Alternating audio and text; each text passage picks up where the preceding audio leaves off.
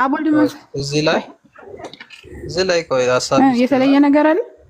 አይ የተለየ ነገር የለም። ግዴታ እኮ ስላሴውን እኛም እኮ አንሰብክም። ስላሴን ማለት እኛም እኮ ስላሴ የሚለውን እኛ ተስማምተንበት የተቀበልነው ነገር ስለሆነ አንቺ ደግሞ ግዴታሽ ስላሴን መቀበል አለብሽ። መጽሐፍ ስለሌለው ነቢያቶችን ሰበኩትና አሉም እኛም አላልንም። እኛ ስላሴ ማለት አብ ወልድ መንፈስ እኮ እኔ ምን አልኩ? ያንን አትድገሙ እናስተምራለን እኮ እኔም እኮ እሱን ነው ያልኩትኝ። ሰዎች ያመጡላችሁ ከዛ በኋላ ተቀብላችሁ ተከተላችሁ አልኩኝ። አለቀ። ምንም የተለየ ነገር አላወራህም። አሁን የተከተልነው እንምጣ ደግሞ አብ ወልድ መንፈስ ቅዱስ አንድ አምላክ ወደሚለው እንምጣ። አዎ ትችያለሽ። እሺ እሱንስ ማን አመጣው? ከየት አመጡት? ከመጽሐፍ ነው ያመጣነው። የት አለ አብ ወልድ መንፈስ ቅዱስ አንድ አምላክ የሚል?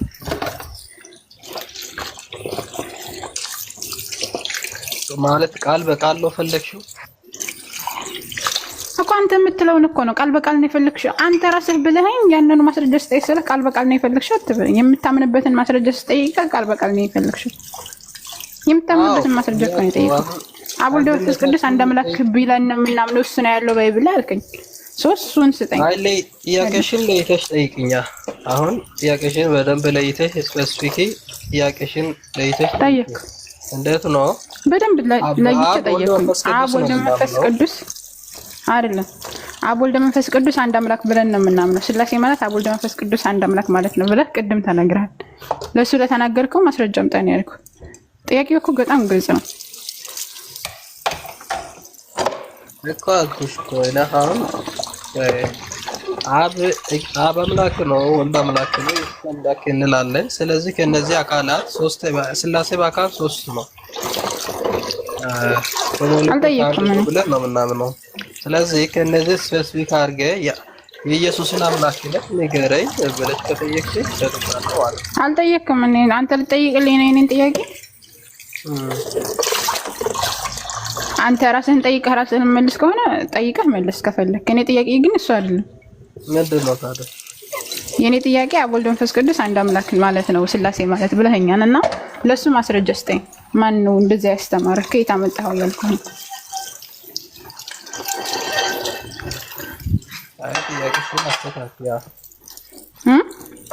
ጥያቄሽን አስተካክይ እና አንተ ጠይቅ። አስተካክዬ ጠየቅኩ እኮ። አብ ወልድ መንፈስ ቅዱስ አንድ አምላክ ብለህ አታምንም አብዲሳ? ኦኬ አንድ አምላክ ብለን ምናምነው ልመልስልሽ በባህሪ ነው። ቆይ አብ ወልድ መንፈስ ቅዱስ አንድ አምላክ ብለህ አታምንም ወይ? ይሄን ብቻ መልስልኝ። ቅድም ያልከውን እኮ ነው የጠየኩህ እኮ። አንድ አምላክ ብለን ነው ምናምነው አልኩሽ እኮ። አብ ወልድ መንፈስ ቅዱስ አንድ አምላክ ብለህ ነው የምታምነው? አዎ እኮ የሱ ማስረጃ ስጠኝ። የምታምንበትን ማስረጃ እኮ ነው የጠየኩት። እሺ አዎ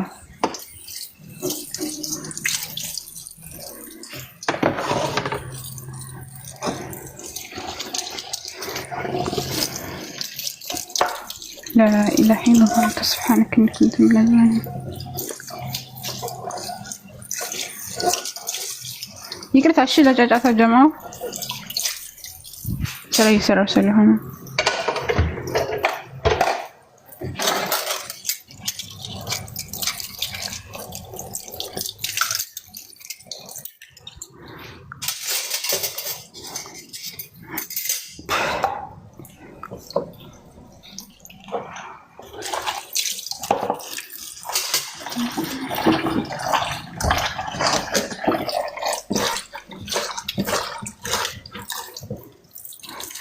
ሚታርግላችሁ ጆሮአቸውን አደነቆርኩት።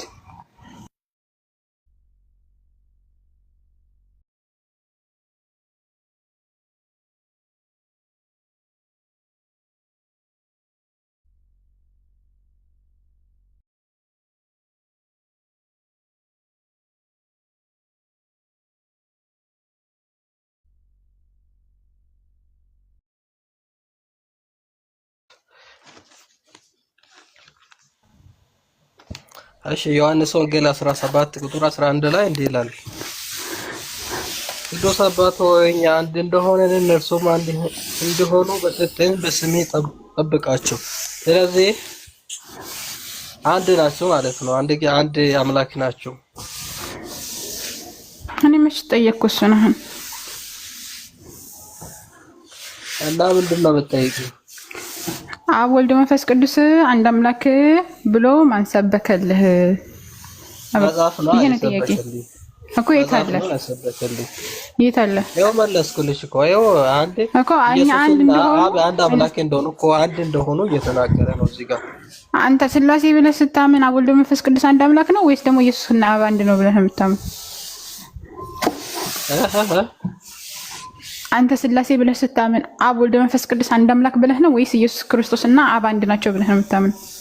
አይ አብ ወልድ መንፈስ ቅዱስ አንድ አምላክ ነው ብዬ ነው ማለት። አዎ ለሱ ነው ጥያቄ መልስ ስጠኝ ልኩ። ለሱ ጥያቄ መልስ ስጠኝ። ኦኬ አሁን እኮ እኛ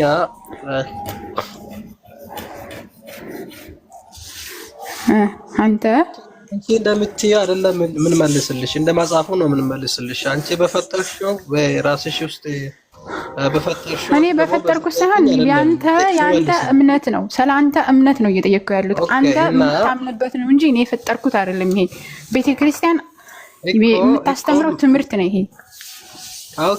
ባይብል የማይለውን ነገር ታመጣላችሁ ትፈጥራላችሁ ነው። ላሳይሽ ጥያቄሽ ስህተት እንደሆነ ላሳይሽ። ፈቃደኛ ከሆንሽ ላሳይሽ እንዴት ስህተት እንደሆነ። ስለምንድን ነው የምታወራው? ቆይ አንተ የማታምንበትን ነው የጠየኩት። ቃል በቃል እኔ አንተ የማታምንበትን ነው የጠየኩት። አይ ሳይሆን እኔ እንደዛ ከሆነ ጥያቄ እኮ እኛ አብ አምላክ እንላለን፣ ወልድ አምላክ እንላለን፣ መንፈስ ቅዱስን አምላክ እንላለን። መጽሐፍ ቅዱስ ውስጥ አምላክ ስንት ነው? እኔ የእግዚአብሔር ቃል የመጣላቸው ሁሉ አምላክ ትላላችሁ እናንተ። አይልክ የእግዚአብሔር ቃል የመጣላችሁንም ሁሉ አምላክ ትላላችሁ።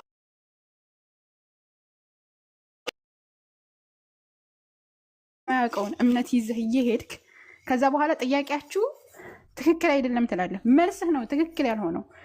መልስ ስለሌለህ ነው ጥያቄው ትክክል አይደለም ብለህ እየሞገትክ ያለው። ገብቶሃል? ይሄ ደግሞ የውስጥህን ጩኸት ማስቆም አይችልም። በነገራችን ላይ ነፍስ የምትባለውን ነገር ይሄ ታው እያለች የምትጮህ ጩኸት አለች። እሷን ጩኸት ለማስቆም አንዱን አምላክ በብቸኝነት እንድትገዛ ነው ጥያቄ የምናቀርብልህ እኛ። አይ እኮ አትሉም። እኔ እኮ አሁን እኮ ባይዘው የሆነ እንትን ላይ ብትከራከሩ አሪፍ ነው። መጽሐፍ ቅዱስ ተበርዟል እንትን ነው ብትሉ ይሻላል። ግን መጽሐፍ ቅዱሳችን መታችሁ ማለት ነው ኢየሱስ ክርስቶስ አምላክ አይደለም፣ ኢየሱስ አብ ወልድ መንፈስ ቅዱስ መጽሐፍ ቅዱሳዊ አይደለም ምትሉ በጣም ያሳዝናል። በጣም እኮ ግልጽ እኮ የተቀመጠው ነገር ነው።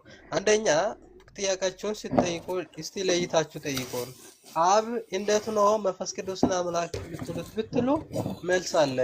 እንዴት ነው ኢየሱስ እኮ መልእክተኛ ብቻ ነው ሰው ብቻ ነው እንዴት ነው አምላክ ነው የምትሉት ብትሉን መልስ አለ። በመጽሐፍ ቅዱስ መልስ እንሰጣለን። ስለዚህ ይሄን ስለፈራችሁት የሆነ ነገር ቀምማችሁ ፈጠራችሁትና ጥያቄ ትጠይቃላችሁ ማለት ነው።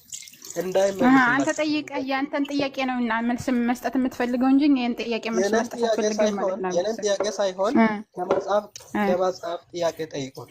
ከመጽሐፍ እኮ እኛ ጥያቄያችን የሆነውና ምን ጠይቀህ እኮ ከመጽሐፍማ የሌለ ነገር ነው የምታሙት እናንተ። ከመጽሐፉ ያለውን ነገርማ እንጠይቃለን እኮ እኛ። በጣም ብዙ ጥያቄ ነው ያለን። ግን ችግሩ ቤተክርስቲያን ከቤተክርስቲያን የምታስተምራቸው አስተምሮ ከመጽሐፍ ቅዱስ ውጭ ወይም ደግሞ ከባይብል ውጭ ስለሆነ ያ ከባይብሉ ውጭ ያለውን አስተምሮታችሁ በደንብ ግልጽ ብሎ እንዲገባችሁ ነው እየጠየቅን ያለን። ገብቷል? ስለዚህ ባይብል ላይ የሌለን አስተምሮ አብ ወልድ መንፈስ ቅዱስ አንድ አምላክ ብለህ ታምናለህ። ማስረጃ የለህም። ይህንን ደግሞ ህሊናህ የሚያውቀን ታዳሚም ታድሟን ተመልክቷን። አሁን በቃ አንተ ራስህ የጠየቀውን ጥያቄ ልጠይቅህ። መልስ ካለህ እኔ እሺ መንፈስ ቅዱስ አምላክ ነው ብለሃን ቅድም ማስረጃ ስጠኝ። እሺ መንፈስ ቅዱስ አምላክ እንደሆነ እሺ አምላክ ነው ላልከው መንፈስ ቅዱስ እሺ ሰዳላ እንደዚህ አሪፍ ነው እኮ እንደዚህ ሲሆን አሁን ይሄ መጽሐፍ ቅዱሳዊ ጥያቄ ነው። እንደዚህ ሲጠይቅ ማለት ነው። ራሴ የጠየቀው ጥያቄ ነው። በነገራችን ላይ የጠየቅኩት ሳይሆን ይሄ ጤነኛው ጥያቄ ነው ከመጽሐፍ ቅዱስ ሲሆን አሁን ራሴ የጠየቀው ጥያቄ ነው የጠየቅኩት። ራስህን የጠየቀውን ጥያቄ በቃ መልስ ምናልባት አውቀዋለሁ ይሄ መልስ ጥሩ ነው ብለህ መልስ አለኝ ብለህ ያሰብከውን ጥያቄ ልጠይቅህና ከዛ አቡል መንፈስ ቅዱስ የሚባለው አካል ፐርሰን ከዛ ያ ፐርሰን አምላክ ነው የሚለው ማስረጃ ስጠኝ። እሺ መንፈስ ቅዱስ እሺ ዘላለማዊ በመሆኑን እስቲ እንመልከትሽ። አልጠየኩም። አምላክ እንደሆነ ማስረጃ ስጠኝ። አምላክ ነው። ዘላለማዊነት እኮ አምላክ ብቻ ነው። የአምላክ ባህሪ ነው። ቆይ እኔ አልጠየኩም። ዘላለማዊ ነው ወይስ አይደለም የሚል ጥያቄ ስጠይቅ እዚህ አይነት መልሳለሁ። ፕሊስ ራስህ የጠየቀውን ጥያቄ እንኳን መልስ። መንፈስ ቅዱስ አምላክ ነው የሚል ማስረጃ ስጠኝ።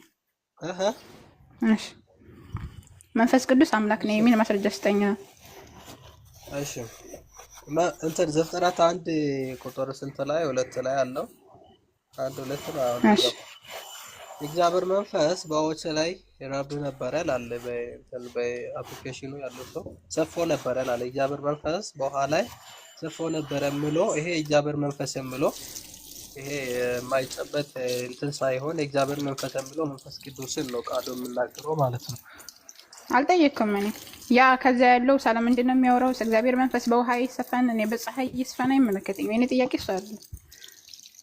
የኔ ጥያቄ መንፈስ ቅዱስ አምላክ እንደሆነ ማስረጃ ስጠኝ ነው ያልኩት። ራሴ የጠየቀው ጥያቄ ምን ነው እየጠየቀው ያለሁት? ፕሊስ ማስረጃ ስጠኝ። እኮ መንፈስ ቅዱስ አምላክነቱ የሚገልጽልን ምንድን ነው? ፈጣሪነቱ ነው። ፈጣሪ ሰላም የሚገልጽልን አላልኩም። ኧረ በፈጣሪ አላልኩም እሱን። እኛ ግን እንደዛ ነው። እኛ ቆይ መንፈስ ቅዱስ የኛ አምላክ ያለበት ምንድን ነው? ፈጣሪ ስለሆነ ዓለም ሳይፈጠር በፊት ዘላለማዊ ስለሆነ ከአብ የሚሰርጽ መንፈስ ስለሆነ ነው አምላክ የምንለው ማለት ነው። አላልኩም። እኔ ጥያቄ አልጠየቅኩም። እኔ እሱን አልጠየቅኩም። መንፈስ ቅዱስ አምላክ ነው ብለሃል። አምላክ እንደሆነ ማስረጃ ስጠኝ ነው ያልኩት እኮ። አልኩሽ እኮ ማስረጃው ሲሰጥሽ ፈጣሪ ነው። አምላክ የሚል የለም። ለሰማያት ውበትን የሰጠው መንፈስ ቅዱስ ነው። ይሄንን አምላክ የሚል የለም። አምላክ ብቻ ነው። አምላክ የለም። አምላክ ግን መንፈስ ቅዱስ ግን አምላክ እንደሆነ የሚያሳይ ምንም አይነት ማስረጃ የለም። አኮ አምላክ ማለት ነው ማለት ነው። ጀማራ አምላክ ማለት ምን ማለት ነው የሚል ጥያቄ አልጠየቅኩም። ቢስሚላህ አልጠየቅኩም። እሱን የጠየቅኩት መንፈስ ቅዱስ አምላክ እንደሆነ ማስረጃ ስጠን ነው። ማስረጃ ካለ ስጠን፣ ከሌለ ደግሞ የለኝም። በቃ ያለው ምናልባት ወደዛ አምላክነትን ያቀርበዋል ብዬ የማስበው አለ ብለህ ደግሞ ትሰጠናል። ቆይሽ ቦታ እንትን የጻፍኩበት እንትን እያወጣው ነው ያለው። እሺ እንጠብቅ፣ ደሱ ይሻላል።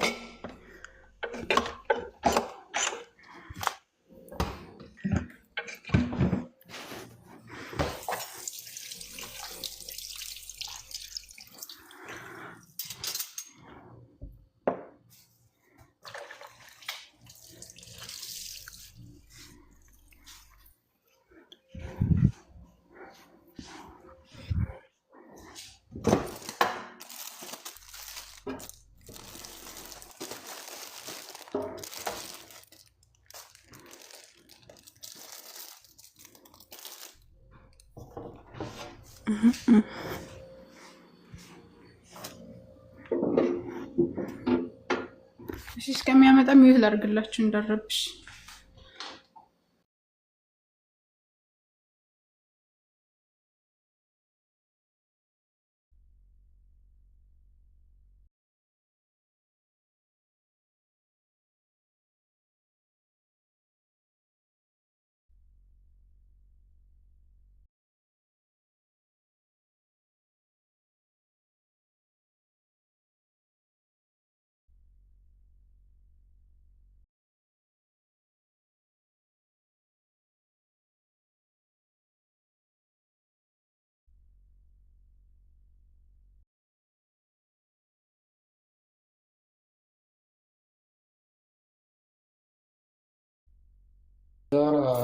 እሱ የሚመጣ መሰለኝ።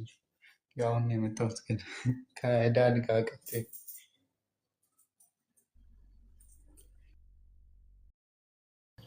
ሰላም ዳድ። ይሄ እስከ ትንሣኤ ቀን ቢሰጠው ራሱ አይመጣም፣ እርግጠኛ ነኝ። እሺ ዳድ አለ ይሳቅ ከመጣ በቃ ቀጥል። እሺ እኔ ልስገድ።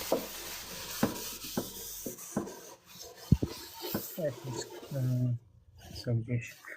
ዳድ እንዴት ነው? ሰላም ነው? ሰላም ነው ዳድ? አይሰማም? ይሰማል። ሰላም ነው? እንዴት ነህ አለ? አልሐምዱሊላህ። ከየት ቤተ እምነት ነው? እኔ ከኦርቶዶክስ ነው። ኦርቶዶክስ። ስንት የምታመልካቸው አካላቶች አሉ? 3 ሶስቱንም አካላቶች ታመልካቸዋለህ? ላንብብላችሁ ቦታው። በራሳ በቃ ቆይ፣ እሷ ስትመጣ ትቀጥላለህ። እኮ ሀሳቡን እያወራን ነበርም። ታዲያ እንዴት ሳንጨርስ እንዴት ልትሰግድ ሄደች። ስትመጣ ታምራ። ስለዚህ ሶስት ናቸው የምታመልካቸው ዳድ? በአካል አዎ። ኦኬ። እሺ፣ ከነቢያቶች ውስጥ ሶስቱን ያመለከ አለ? የለም። ከነቢያት ሶስቱን ያመለከ የለም። እናንተ ናችሁ ያው በአዲስ ኪዳን ነው ሶስት መመለክ የተጀመረ አይደል? በአዲስ ኪዳን የተደረገ። ስለዚህ ክርስቲያኖች የነቢያቶችን ወይ ደግሞ ነቢያቶች ያመለኳቸውን ሳይሆን የሚያመልኩት ከጊዜ በኋላ ነው ሌሎች መመለክ የጀመሩት ማለት ነው። ስለዚህ ክርስትና እንዴት የነቢያት ሃይማኖት ነው ሊባል ይችላል? ከነቢያት የተለየ ሌሎች የሚያመልኳቸውን ነገራቶች ከጨመሩ የነቢያት ሃይማኖት እንዴት ይሆናል ክርስትና? ነቢያት አሁን የተገለጣላቸውም አንድ አምላክ እግዚአብሔር በሚለው ነው እንጂ አሁን ሶስት አካል አቁም እኮ። ሶስት አካል ነቢያቶች ካላመላኩ ነቢያቶች ማያውቁትን አምላክ ከሆነ የምታመልኳቸው እንዴት ነው ክርስትና የነቢያት አምላክ ሊባል የነቢያት ሃይማኖት ሊባል የሚችለው? ጥያቄን እስቲ በደንብ አስተካክልልኝ። በክርስትና ሶስት አካላቶች ይመለካሉ። ነቢያቶች እነዚህ ሶስት አካላቶች የማያውቋቸው ከሆነ እንዴት ነው ክርስትና የነቢያቶች ሃይማኖት ሊሆን የሚችለው?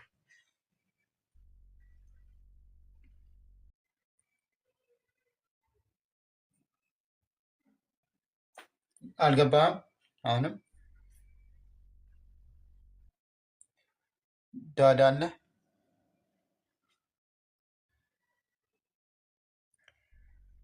ኔት ይዞት ነው? ኔት ያዘው። በነገራችን ላይ ትክክለኛ መልስ ነው የመለሰው። ቤተክርስቲያን አባቶችም እንደዛ ነው። ነቢያት ሶስቱን አካላቶች አያውቋቸውም። እነዚህ የማያውቋቸውን ሶስት አካላቶች ከሆነ ክርስቲያኖች የሚያመልኳቸው፣ ስለዚህ ክርስትና የነቢያት ሃይማኖት ሊሆን አይችልም። የነቢያት ሃይማኖት ሊሆን አይችልም። ይህንን ነው እያነሳን ያለ።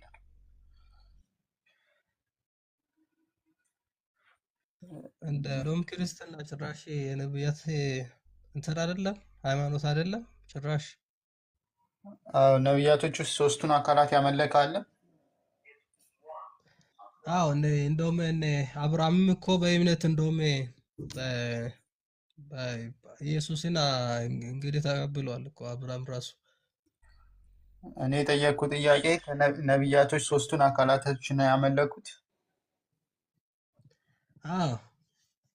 ማስረጃ ስጥ። ሶስት አካላቶች እንዳመለኩ ማስረጃ ስጥ። ሶስቱን አካላቶች አመልኩ የሚለው ሲጀመር እኛም እኮ ሶስት አካል አይደለም የምናመልከው፣ አንድ የሆነ አምላክ ነው የምናመልከው። አይ እኔ የጠየቅኩ አንተ ሶስቱንም አካላት ነው የምታመልከው? እኔ ሶስት አካል ሳይሆን አንድ አምላክ ነው የማመልከው። ኖ፣ ከሶስቱ አካላቶች ውስጥ ማታመልከው አለ? እኮ አንድ አምላክ ነው የማመልከው አልኩ እኮ። የእኔ ጥያቄ ካልኩ ተቃራኒ እኮ ነው። ከሶስቱ ውጪ ከሶስቱ ማታመልከው አለ? ከሶስቱ እኔ እንዴት ነው ከሶስቱ የምትለኝ? የማመልከው እኮ አንድ አምላክ ነው። ሶስት አደረኩኝ ነጥል እንዴት ነው የምትጠይቀኝ? ችግር የለም። አብን ኢየሱስን ታመልከዋለህ? የማመልከው አንድ አምላክ ነው። አንድ የሆነ አምላክ ነው። ጥያቄ ስንት አምላክ ታመልካለህ ሳይሆን ኢየሱስን ታመልከዋለህ ወይ? አብ ወልድ መንፈስ ቅዱስን ነው የማመልከው። አንድ አምላክ ብዬ ነው የማመልከው። ጎበዝ። ማንን ነው የምታመልከው?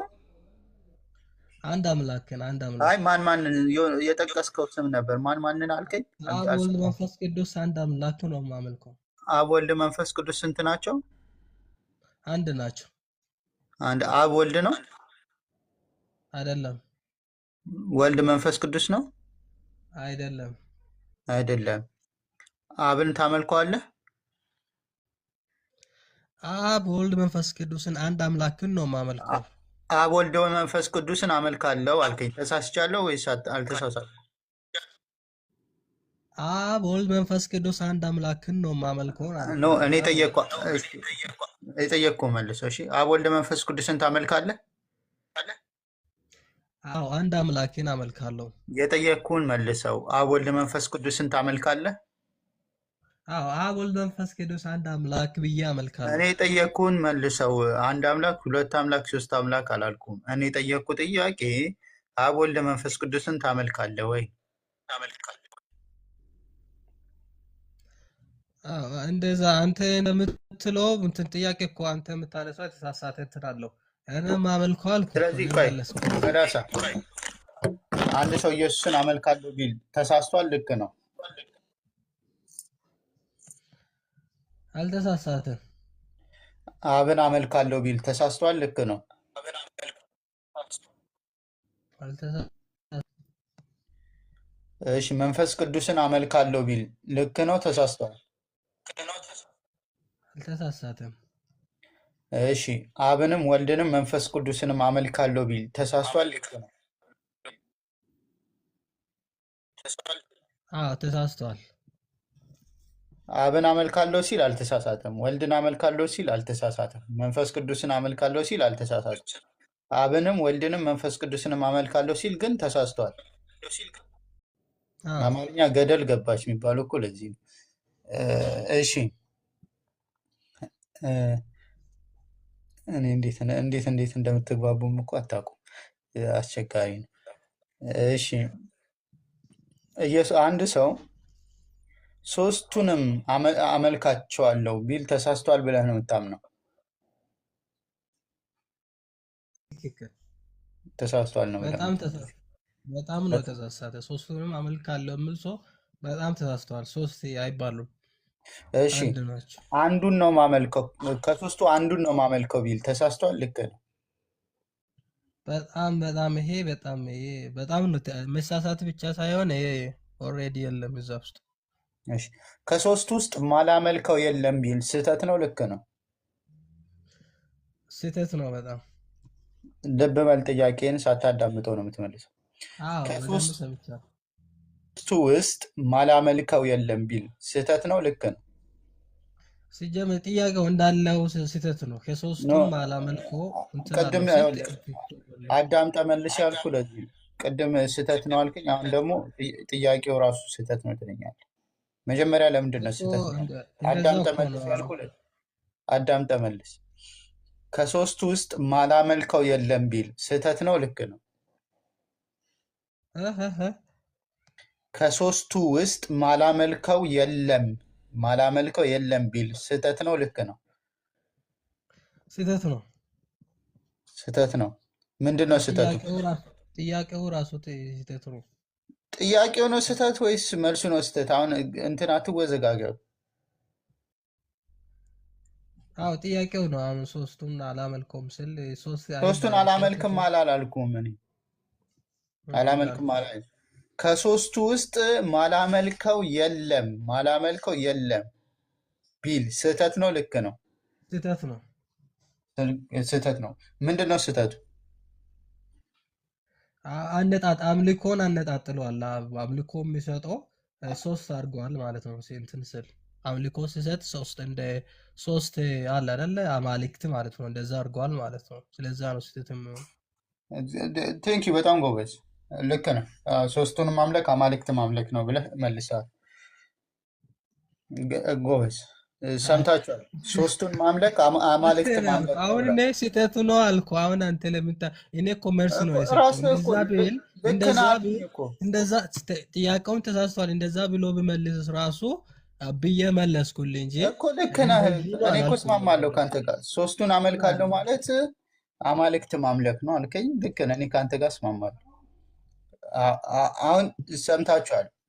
ሶስቱን አመልካለሁ ማለት አማልክት ማምለክ ነው ብሏል። ቃሉን እንደማይቀይር ተስፋ አደርጋለሁ። እኔ እኮ ለእንትን ለጥያ ባይዘው እኔ ለአንተ የሰጠው መልስ አይደለም። እኔ ለአንተ የሰጠው መልስና ችግር እንትን የለም ያልኩትን ለይተህ እንትን በል እንደዚህ ችግር የለም ብሏልና እንደዚህ ብሏል ብለህ በራሴ ተርጉሜ ችግር እንትን የለም። አትበላ። አንድ ሰው ሶስቱን አመልካለሁ ቢል አማልክት አመለከ ብለን ማለት እንችላለን ወይስ አንችልም? እንችላለን። አማልክት አመለከ ማለት እንችላለን። ይኸው ራሱ መሰከረ። አሁን እኛ እኮ አይመለከተኝማ። እኮ አንተ አይመለከተህም። እኔ እኮ ሀሳብ እኛ ሶስት አምላክ የለንማ። አንድ የሆነ አምላክ ነው አለ። ሶስት አምላክ የለንም። ሰምታችሁታል። አሁን ይኸውላችሁ ምንድን ነው ያለኝ በዳሳ ሶስቱን አመልካለሁ ካለ አንድ ሰው አማልክት ነው የሚያመልከው ብሎናል። ሶስቱን አመልካለሁ ካለ አንድ ሰው አማልክት ነው የሚያመልከው ብሎናል። እሺ ይህን ተስማምተናል ከበዳሳ ጋር። ስለዚህ እሺ ቆይ ሶስት አማልክትን ለሚያመልከው ነው እንትን ማለት የምችለው እንጂ እኛ ሶስት አማልክትን ወስ ደግሞ ሶስት አምላክን ስለማናመልክ አይመለከተኝም። እኔ አማልክት እናመልካለን ብሏል እያልኩ አይደለም። እኔ የጠየቅኩ ጥያቄ ሶስቱንም አመልካለሁ ካለ አንድ ሰው አማልክት አምላኪ ልንለው እንችላለን ወይስ አንችልም ነው። አው ብለህ ነበር። አሁን ሀሳብን ልቀይር ከሆነ መቀየር ትችላለህ። ለምን ቀይራለሁ እኮ አይመለከተኝም እኮ። እኛ ሶስት አምላክ የለንም፣ አንድ የሆነ አምላክ ነው ያለ ነው። ስለዚህ እሺ፣ ስለዚህ ይኸውላችሁ እናንተ ቁጠሩ፣ እኔ በዳሳ አወራዋለሁ። በዳሳ አብን ታመልከዋለህ? አብ ወልድ መንፈስ ቅዱስን ነው የማመልከው። አንድ አምላክ ነው። አንድ ሰው አብን አመልከዋለሁ ቢል ስህተት ነው ልክ ነው? አዎ አንድ ሰው አብን አመልካለሁ ስል እንትና ወልድንና መንፈስ ቅዱስን ክዶ አይደለም እንደዛ የሚለው። እኔ ክዶ ነው ወይስ አልካደም አላልኩም። እኔ የጠየቅኩ ጥያቄ አብን አመልካለሁ ቢል አንድ ሰው ስህተት ነው ልክ ነው? ስህተት አይሆንም። ስህተት የማይሆንበት ምክንያት ምንድን ነው? ኖ ቆይ ስህተት አይደለም አይደል? ቆይ ስህተት አይደለም አይደል? አብን አመልካለሁ ቢል አንድ ሰው ስህተት ነው። እንደዛ አምልኮ ስህተት ነው። አብን አመልካለሁ ቢል አንድ ሰው ስህተት ነው። እኛ ማለት አንድ አምላክን ነው የምናመልከው። አብ ወልድ መንፈስ ቅዱስን ነው የምናመልከው። አብን አመልካለሁ። ቆይ አሁን በአንድ ሰከንድ ውስጥ 3-4 አይነት መልስ አትስጠኝ። አብን አመልካለሁ ቢል አንድ ሰው ስህተት ነው እኮ። አብ ይመለካል፣ ወልድም ይመለካል፣ መንፈስ ቅዱስ ይመለካል። ግን ማን ይመለካል? በዳሳ ማን ይመለካል? ነጥዬ ሳይሆን ያልኩት አንተ እኮ አንተ እንዲገባ ብዬ ነው አልኩ። ነጥዬ ምናምን ሳይሆን ሶስቱንም ጠቀሳቸው። ችግር የለም። ቅድም ሶስቱንም አመልካለሁ ማለት ጣዖት አምልኮ ነው፣ አማልክት ማምለክ ነው ብሎናል።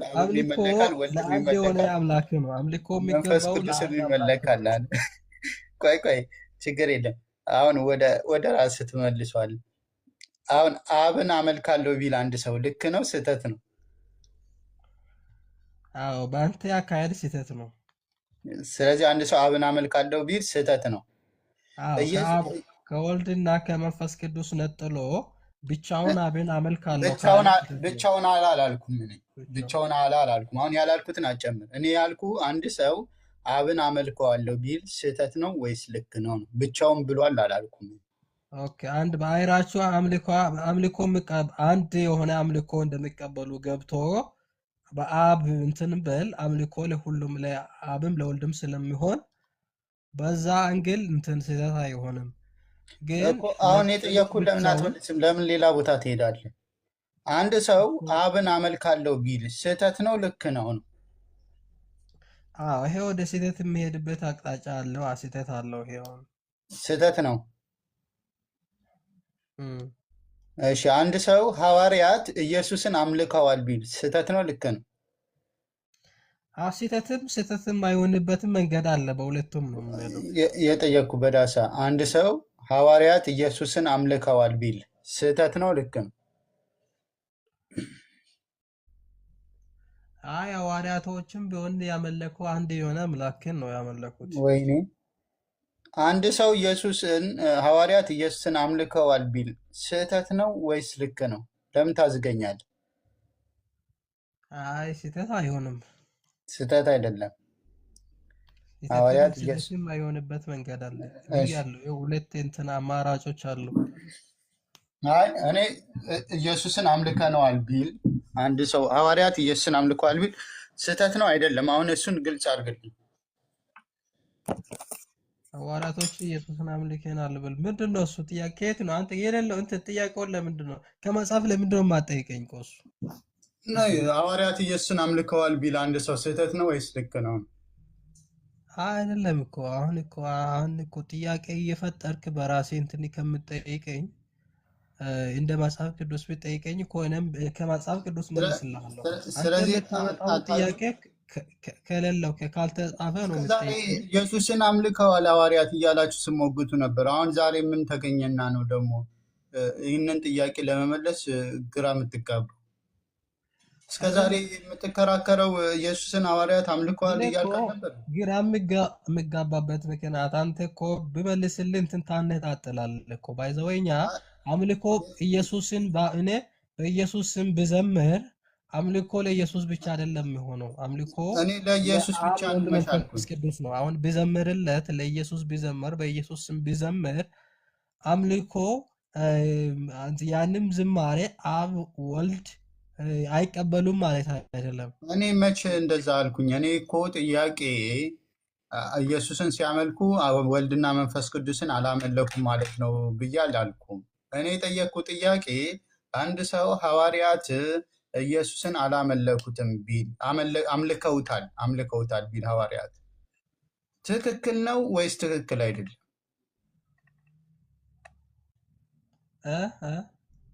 አንድ ሰው ሐዋርያት ኢየሱስን አምልከዋል ቢል ስህተት ነው ልክ ነው? ስህተት አይሆንም። ስህተት አይደለም። ቴንኪዩ። እሺ አመሰግናለሁ። ሐዋርያት ኢየሱስን አምልከዋል ቢል ስህተት አይሆንም። አንድ ሰው ሐዋርያት አብን አምልከዋል ቢል ስህተት ነው ልክ ነው? ስህተት ልክ ነው። ስህተት የለበትም። አንድ ሰው መንፈስ ቅዱስን ሐዋርያት አምልከዋል ቢል አሁን እኮ አንተ ወዴት እየተንደረደርክ እንደሆነ እኮ ይገባኛል።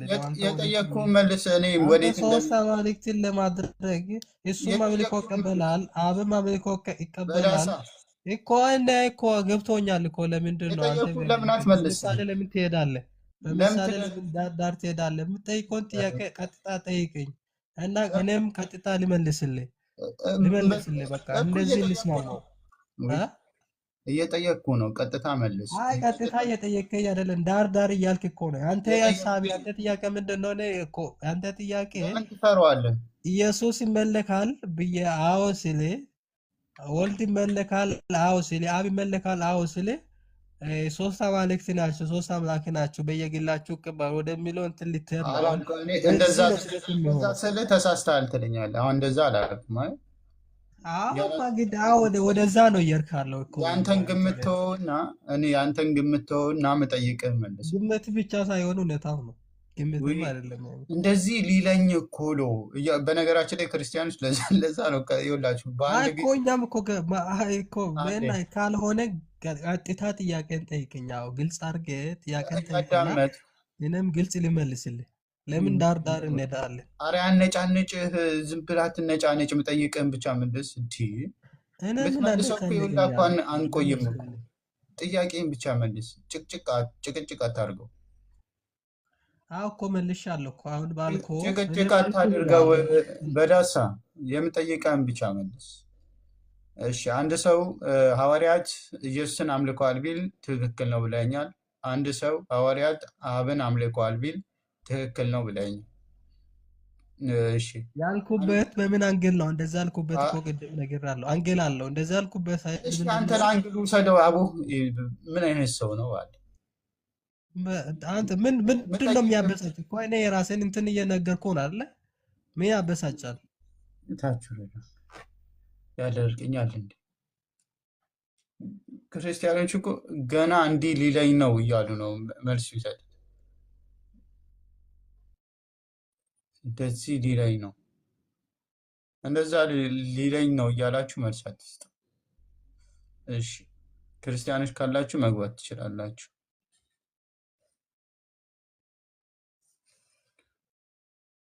ሶስት እንደሚያመልኩ ያውቃል። ሶስት እንደሚያመልኩ ሶስት አማልክት እንደሚያመልኩ በክርስትና ሶስት አማልክት እንዳሉ ስለሚያውቁ ያንን ነገር በአፋቸው መመስከር ይከብዳቸዋል።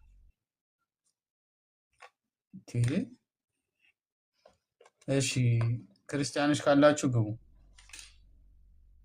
ጥያቄም ያላችሁ ክርስቲያኖች፣ መልስም ያላችሁ ክርስቲያኖች ካላችሁ ግቡ። ሙስሊሞችም ጥያቄ ካላችሁ መግባት ትችላላችሁ። ንጽጽራዊ ጥያቄ ማለት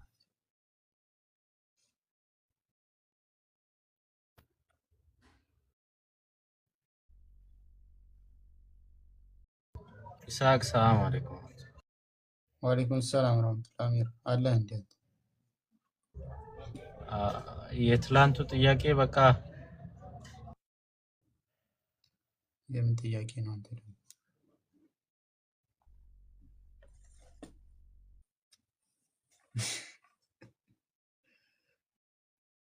የአንተ ጥያቄ ያዘው።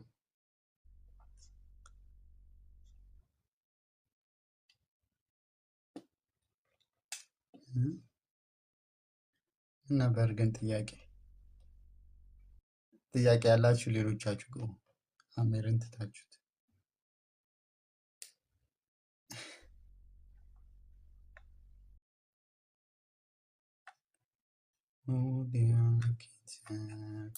እሺ፣ አሸነፍከን እኮ በዳሳ። አንተ ማን ይችላል? ይህን የመሰለ እውቀት ይዘህ ይህን የመሰለ የመጠቀ እውቀት በአማርኛ ቋንቋ ከአዲስ አበባ ዩኒቨርሲቲ በማስተርስ ዲግሪ ነው ወይስ በዛ ተመረቀ ወጥተህ በመረዳት አይኪዩ ከነ ማን ነው ከነ አልበርት አንስታይን በላይ ሆኖ ምናምን ነገር አስቸገረን እና ከኛ በላይ ስለሆነ አንተ ለኢትዮጵያ ውስጥ እንትን አትሆን እንትን ትልቅ ስለሆነ የመረዳት አቅም እንዳንቸገር በደንብ። አንዳንዴ ሰዎች በጣም መረዳታቸው ከፍ ያለ ከሆነ ትቸገራላችሁ እነሱን ለመረዳት እና እንደዛ እንዳንቸገር አውርደናል። እሺ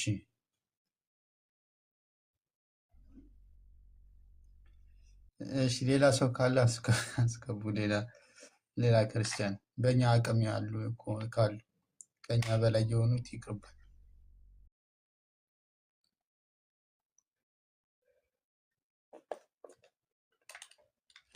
አይመስላችሁም?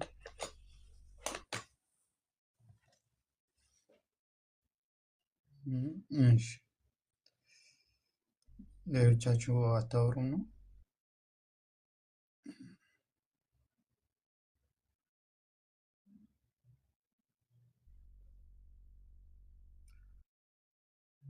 እሺ፣ እያወራችሁ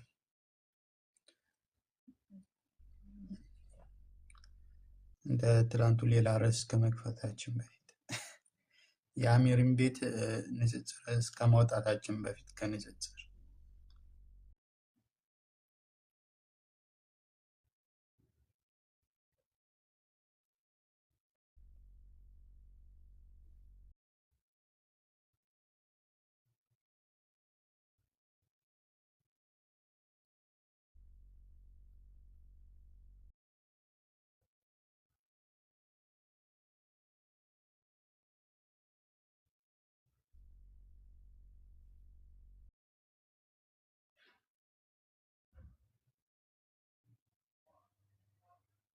እሺ፣ ሰላም ብለናል።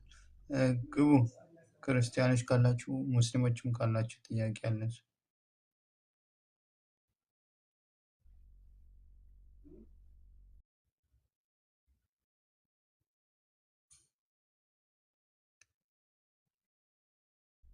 በዘረኝነት መዋጋት ይህ ንጽጽራዊ ጥያቄ አይደለም። እያወራሁ አንዴ የኔ ወሬ አይሰማም ወይስ ሰው አልመሰልኳችሁ?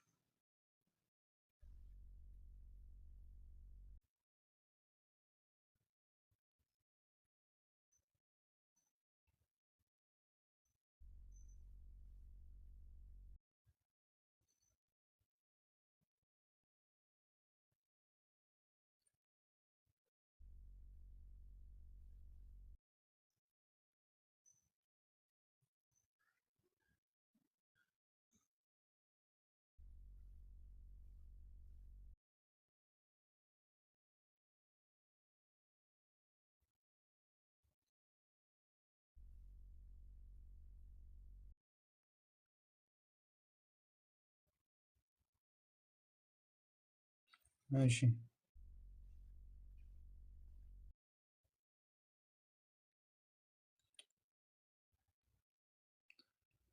ብቻዬን አረጉኝ አይደል? አያወሩም ሌሎች።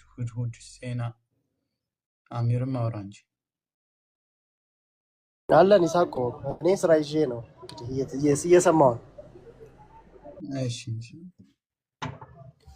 እኔ ምሳ አዝዤ እየጠበቅኩኝ ነው እና ራቡ እያንገዳገደኝ ነው። ቁርስ በልተህ ምሳ ደርሶ ምሳ እስክበላ እያንገዳገደ ነው። አስባችሁታል? ትላንት ነው ቁርስ የበላሁት ይሳቅ። እሺ ይሁን። አይ ምሳ ልበላ ነው ስላልክ ነው። እና ቁርስ ካልበላ እኮ ቁምሳ ነው የሚባለው። ቁምሳ ነው የሚባለው አይደል? ያመነው እኮ ትናንትና ላይቭ ላይ ሆኖ እየበላ ስለነበር ነው። እሱ በቃ በላው ብሎ የሚያስበው ላይቭ ላይ ከሆነ ነው። ከላይቭ ውጭ የበላቸው አይቆጠሩም። እንደዛ ነገር መሰለኝ። አይ አሚር እንደዛ ነው ያስታውቃል። በዚህ እንኳን አልከራከርም። አሚር እኮ ከፈለገ 2 ዶሮ አዞ ሊበላ ይችላል።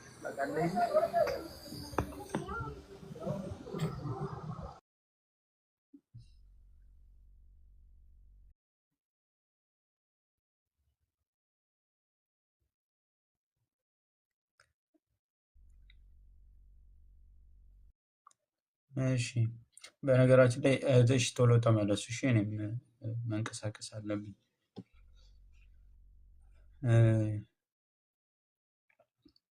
እሺ ምን እናውራ? ስለምን እናውራ? ስለምን እንጠያየቅ? የፈለጋችሁትን እስኪ አንሱ።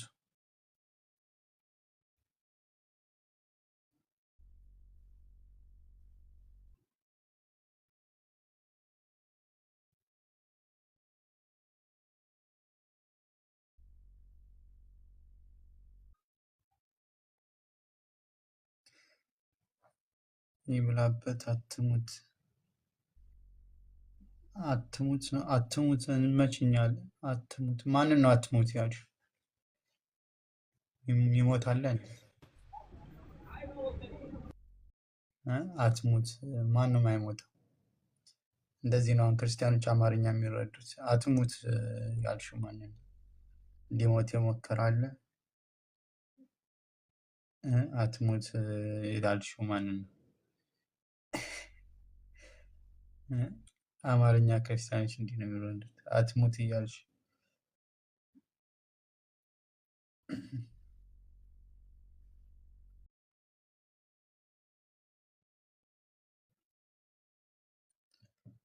እሺ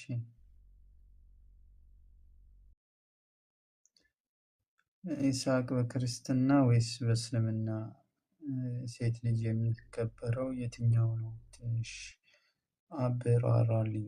ተከራክረን ነው እዚህ። ክርስትና ስለ ሴት ልጅ ክርስቲያን ያወራል? ክርስቲያን እኮ ስለ ሴት ልጅ ከማውራት አርፎ መቀመጥ ነው ያለው። ክርስትና ስለ ሴት ልጅ ሲወራ ቤቱን ዘግቶ ይቅርታ ነው ማለት ያለባቸው።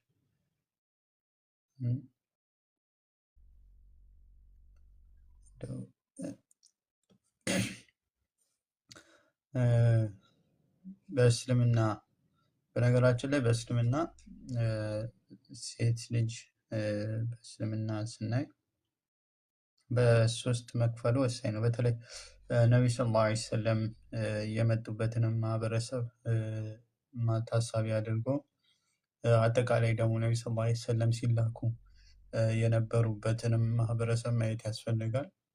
እንዲሁም ደግሞ በእሳቸው ጊዜ የነበረው ደግሞ እንደ ዓለም ነቢ ሰለላሁ ዐለይሂ ወሰለም ለዓለም ነው የተላኩት እና ሴቶች ምን አይነት ነበር ሚናቸው የሚባለውን ነገር ማየት ያስፈልጋል።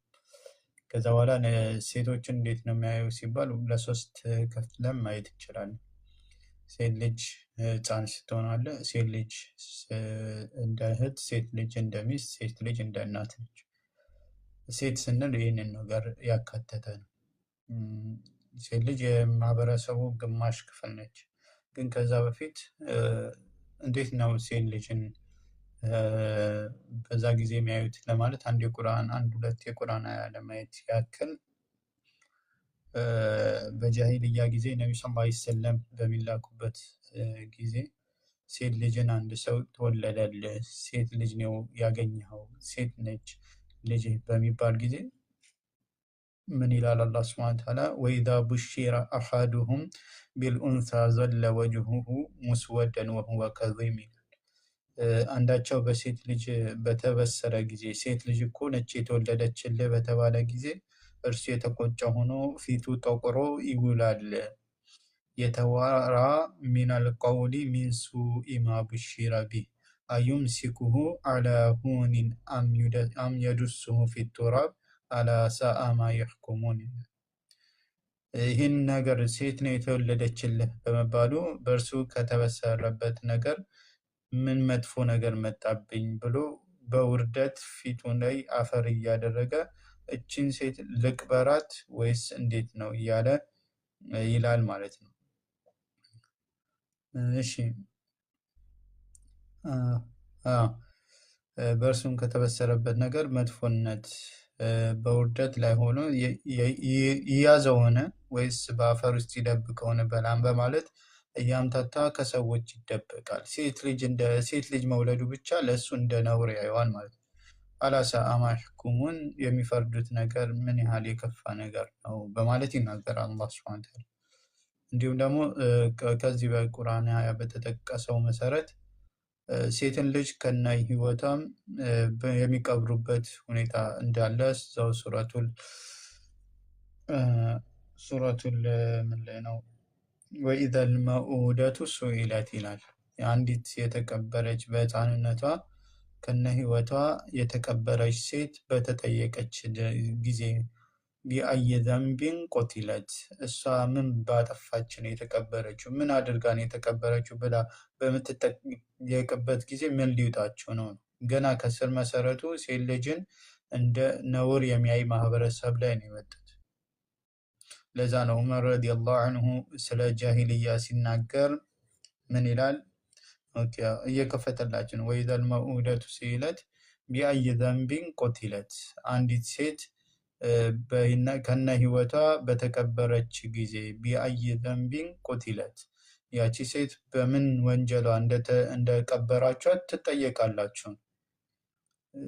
ይሄ ትልቅ ማስጠንቀቂያ ነው። እኔ ይህንን ማህበረሰብ እዩት፣ በኋላ እጠቅስላችኋለሁ። ሴት ልጅን መወለድን እንደ ነውር የሚያይ ማህበረሰብ ላይ ነብዩ ሰለላሁ ዐለይሂ ወሰለም ምን አይነት ለውጥ ነው ያመጡት የሚለውን እናየዋለን። ግን ከዛ በፊት ዑመር የተናገረውን እንየው። ሐዲስ ቁጥር ቡኻሪ 4916 ላይ ምን ይላል? ثم قال ዑመር ምን አለ? ወላሂ ኢን ኩና ፊል ጃሂልየቲ ማ ነዑዱ ሊኒሳኢ አምራ ሐታ አንዘለ አላሁ ፊሂነ ማ አንዘል ወቀሰመ ለሁነ ማ ቀሰም። እኛ እኮ በጃሂልያ ጊዜ ሴቶችን እንደ ጉዳያችንም አድርገን አናያቸውም ነበር። አላህ ሱብሓነሁ ወተዓላ እነሱን አስመልክቶ የቁርአን አያ እስካወረደበት ጊዜ ድረስ በመልካም ተናኗራቸው፣ ለእነሱ የሚገባቸውን የውርስ ገንዘብም ስጧቸው ብሎ አላህ እስካወረደበት ጊዜ ድረስ እነሱን ቦታም የምንሰጣቸው አልነበሩም ይላል። እንዲሁም ሴት ልጅ አንድ በክርስትናውም ያለ ነው ይሄ ሴት ልጅ ባሏ ከሞተ እንደ ውርስ ለሌላ የሚያስተላልፉበትም ሁኔታ ነበር። አንዷ ባሏ ሲሞት ምን ያደርጋሉ? ያቺ ለወንድምየው ምን ትላለች? በፍቃዷ ሳይሆን ያለ ፍቃዷም ትተላለፋለች ማለት ነው፣ ትወረሳለች። ያ አዩሃ ለዚነ አመኑ ላ ተሒሉ ለኩም አን ተሪሱ ኒሳአ ከርሃ ይላል። ሴቶች ሳይፈልጉ የማይፈልጉትን ሰው እንዲያገቡ እንድትወረስ ባሏ በሞተ ጊዜ እንድትተላለፍ ወደ ሰውየው እንድታደርጉ አይፈቀድላችሁም ማለት። ይሄ የተከለከለ ነው። እሷ ፈቅዳ እንትን ብላ ከሆነ የምታገባው ታግባ። ነገር ግን እሷ ሳትፈልግ ይህንን ነገር ማድረግ የተከለከለ ነው ብሎ አላህ ሱብሓነሁ ወተዓላ ምን አላቸው? ከለከላቸው ማለት ነው። ይህ ክርስትናውም ላይ ስትመጡ አንዲት ሴት እንትን ካለ ባሏ ከወንድምየው እንድትተላለፍ መጽሐፍ ቅዱስ ያስቀምጠዋል። ለወንድምየው ትተላለፍና ከዛ የሚወለደው የመጀመሪያ ልጅ ራሱ ስሙ በሱ በሞተው ስም መወሰን አለበት ማለት ነው። ምናልባት እሱ አልፈልግም ካለ አልፈልግም ብሎኛል ብላ እንትን ትላለች፣ ተቃውሞ ታስነሳለች ማለት ነው። ስለዚህ እስልምና በዚህ መልኩ የነበረውን ማህበረሰብ እንዴት አድርጎ ነው የቀየረው? ይህንን ሴትን ልጅ እንደ ነውር፣ ሴትን ልጅ እንደ ክፋት፣ ሴትን ልጅ እንደ ጭቆና፣ ሴትን ልጅ እንደ መጥፎ ነገር፣ እንደ እድለቢስነት፣ ሴት መውለድ እድለቢስነት ተደርጎ የሚያይ ማህበረሰብን እንዴት ነው የቀየረው ስንል አላህ ሱብሓነሁ ወተዓላ ከመጀመሪያውኑ ሰዎችን ከወንድና ሴት አድርጎ እንደፈጠራቸው ሁለቱም ሰዎች መገኛ ምንጮች መሆናቸውን ተናገረ። ሱረቱል